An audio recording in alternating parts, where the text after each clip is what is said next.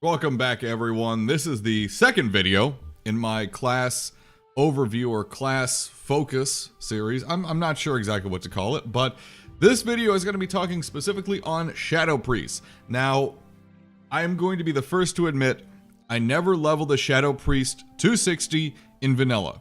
So while I have raid led with other people using this spec, I myself never used it, so the talent points may not be distributed perfectly rather, or you may disagree with how I am explaining certain abilities, and that's fine. Please feel free to post in the description with your thoughts, your feedback. I don't mind, not one bit.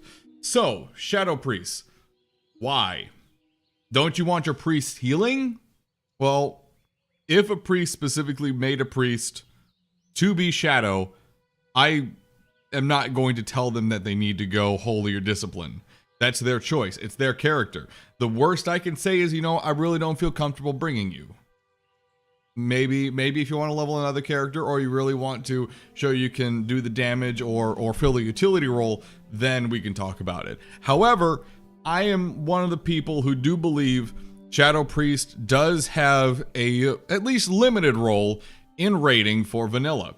Now, as you'll notice, this is a pretty standard Shadow Priest build. I don't have improved Shadow Word Pain, mostly because I don't understand the exact mechanics on it, and I'm fine with saying that. I don't know exactly how the enhanced duration affects its overall DPS, its damage output. So my insecurities on that essentially morphed into I'm going to put points elsewhere. However, if you guys as experienced Shadow Priest, if anyone is watching that has done this in vanilla, wants to comment on this, feel free to do so. Again, discussion in the comments and in our Discord server is greatly appreciated. We can all learn more from each other.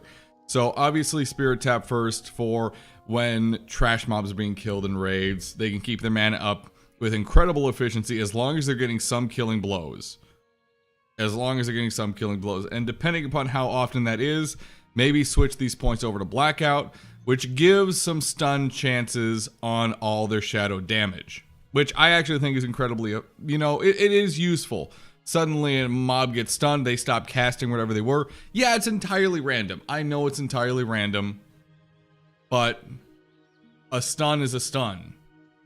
And maybe this is a overly positive way to look at it, but it's still going to be useful, especially if Spirit Tap isn't going to be effective enough in raids to help keep their mana up. It might be. Shadow Affinity, obviously, you want that threat reduction. I actually also have Silent Resolve in this build, so they have a pretty good threat reduction going on here. Shadow Focus and Shadow Reach allow for greater flexibility for the class. Obviously, you have Mind Flay and Vampiric Embrace, Shadow Form for the actual damage bonus itself. Darkness, obviously, Shadow Weaving. So, this is the one thing that people are contentious about when it comes to Shadow Priests. Shadow Weaving. Is it useful enough for Shadow Priests and Warlocks to justify having a Shadow Priest in your raid? This is where I say absolutely yes.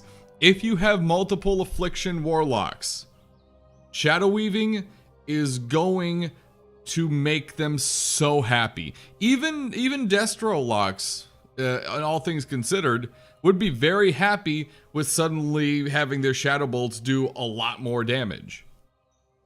I don't see how this is a bad thing. I'm one of the raid leaders out there who says, yes, Shadow Weaving, give me a Shadow Priest. Absolutely. In addition, the other bonus that you get when it comes to having a Shadow Priest is Vampiric Embrace. Now, you're going to tell me the healing that you get from Vampiric Embrace is negligible at best. It can be considered a little bonus spot healing. But that's still some healing, especially if your healers are strained already. And all they need is a little bit of coast time. Let's say the Shadow Priest just, helps a single party coast on healing for a little bit. Let's say we put him with a lot of the casters that are grouped around him. And suddenly, it's going to give at least one healer a little bit of time to regenerate some mana. That can be a huge difference. That can make a massive difference in a raid. It's hard to overstate what a breather can do for a healer back in vanilla.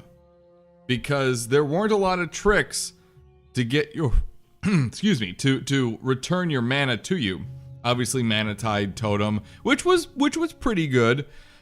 Some other classes had abilities like Spirit Tap, which would allow them to have some mana regeneration occur during combat or during casting. Not combat, rather. Also, Meditation, very effective for this build. Combine that with Spirit Tap. Hopefully that means they never run out of mana, which actually is incredibly useful in vanilla because managing your mana was very difficult, especially starting out as a raider, because you didn't have a big pool. You didn't have a big pool to work with, and you needed to make sure you burned at the right times. Otherwise, it's about coasting and managing resources. And as you guys can see, 16 points in the discipline tree, obviously improved Power Word Fortitude. I like Unbreakable Will. Some people take Wand Spec for some reason, but you're not going to be doing damage with your wands at this. You're going to be doing damage with Mind Flays and shadowy shit. That's important. And Inner Focus. I like Inner Focus. I think any caster likes Inner Focus, though, so that's kind of a dumb statement. I think, and this is my honest opinion, that there is a place for 1 to 2 Shadow Priests in a raid, in a 40-man raid. You spread them out, you give them to groups that can benefit dramatically from just a little bit of attrition healing, a little bit of extra spot healing, and suddenly your healers' lives get that much easier. Yeah, it's not going to be that much healing. It's not going to be a lot. Sometimes it's barely going to be noticeable. But when it comes to outlasting an opponent, I think the Shadow Priest does bring a lot to the table. And combine that with your Warlock suddenly doing a lot more damage with Shadow Weaving, I think it's definitely got a lot of potential. And I'm sad to think that a lot of raid leaders back in vanilla ignored the potential for Shadow Priests to go with more obviously stable methods of managing their rosters. That's my thoughts. If you guys have any comments, any thoughts, post them in the comments on the YouTube video below. Post them in Discord. Feel free to discuss. As I've said before, people have asked me in Discord, is any class going to be disqualified from raiding? Is anyone going to be told, no, you can't raid because of your spec or your class? Absolutely not. Everyone will be given a fair, reasonable chance to be part of any raids we do as a guild.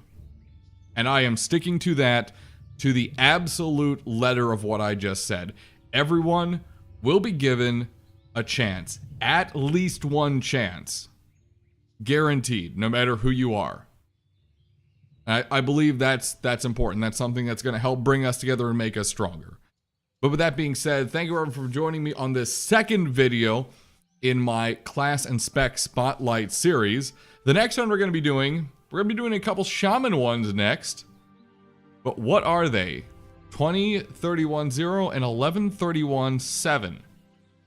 I think you guys can guess what the first one is, but the second one? It may be a new one for you. We'll see. Thank you for joining me here on youtube.com/The Rob and Dan Show. Have a good day now. Bye-bye.